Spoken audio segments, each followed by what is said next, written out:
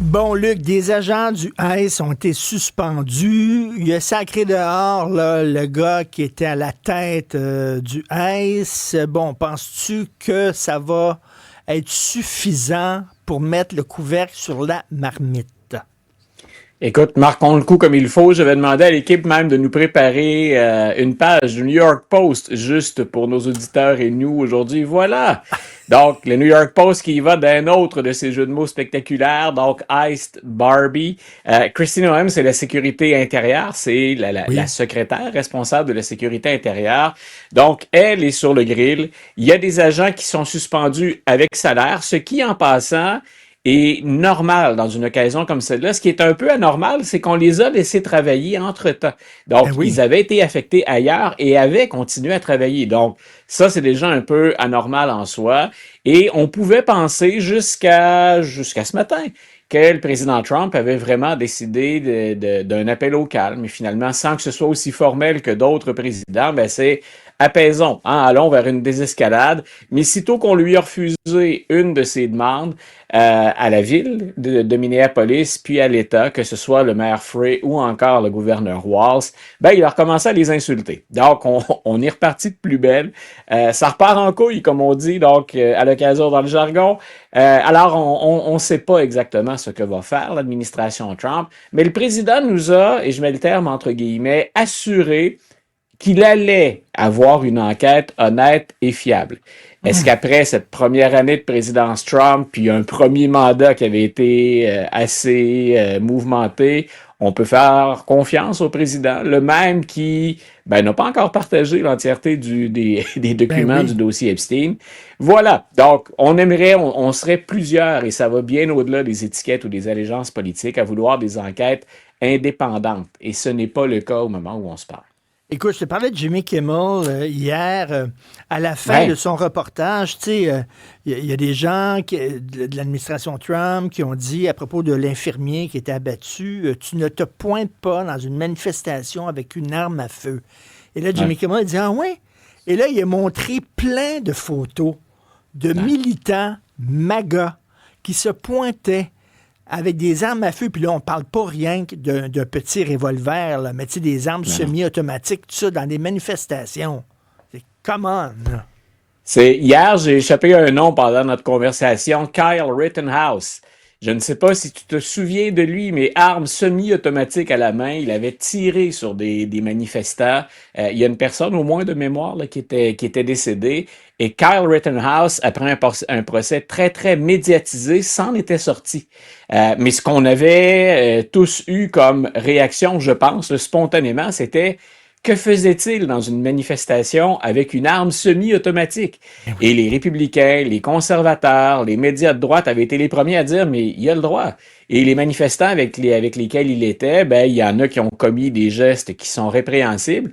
Mais c'est toujours la même question, hein. Est-ce que commettre un geste, ça justifie, dépendamment du geste, bien sûr, mais systématiquement qu'on t'enlève la vie?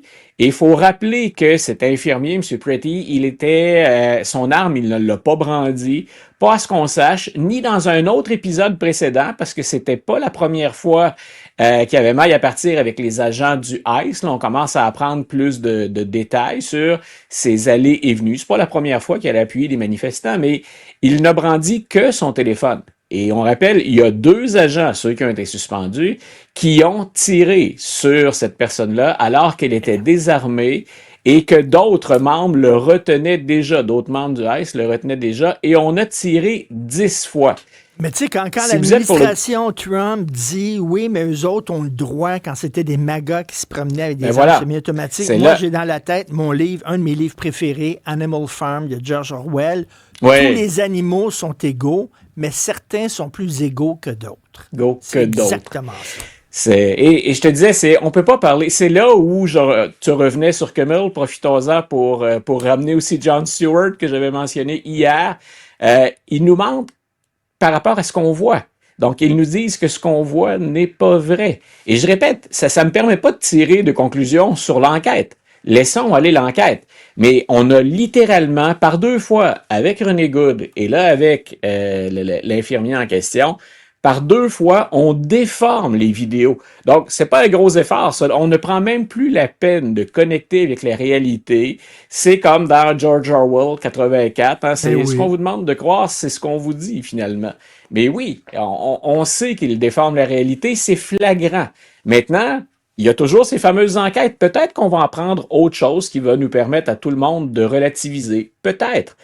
Mais on ne peut pas déformer comme ça ce qu'on connaît déjà et ce qu'on voit. Qu'est-ce qui se passe en Iran, là? Est-ce que les Américains vont frapper? Quoi? Qu'est-ce qui se passe? Ah, M. Trump qui a dit qu'il y a une véritable armada en direction de l'Iran, puis il y a des gens qui l'ont pris au premier degré en disant, ben, est-ce que l'attaque est imminente?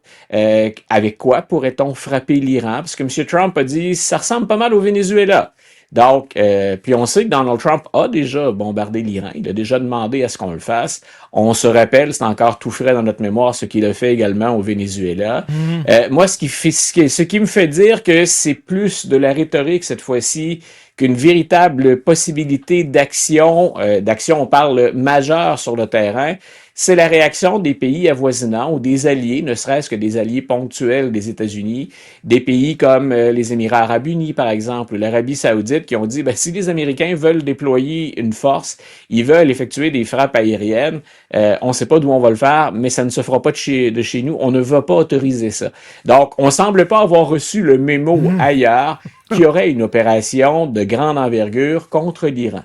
Donc, attendons. Il n'y a pas que l'Arabie saoudite et les Émirats arabes unis pour collaborer avec les États-Unis dans ce dossier-là, mais ça semblait être plus de bruit cette fois-là que l'imminence d'une attaque, ou à tout le moins d'une attaque importante. Donc, est-ce que le président avait besoin de rassurer les gens? Parce qu'il déçoit beaucoup de monde, en mine de rien, dans ce dossier-là, surtout si on est un Iranien sur le terrain, mais il avait dit aux manifestants, continuez, continuez, help is on the way, hein, l'aide s'en vient. Il y a bien des gens morts depuis ce message-là que l'aide était sur le point d'arriver.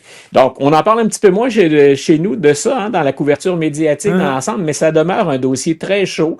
Et pour l'administration Trump, ben, on attend des résultats, à tout le moins sur la scène internationale et en Iran. Ils sont plusieurs à se demander quelles sont les réelles intentions de l'Américain. Merci, Luc. Et je pense ce soir, toi et moi, on va faire la même chose. On va écouter la toune de Springsteen qui a fait sur Oh, monsieur, que c'est déjà au programme. On va écouter ça, Salut. on s'écrira. Tiens. Salut, Luc. Ah, tout à fait. Les premiers commentaires à chaud sont pour toi. Salut. Okay.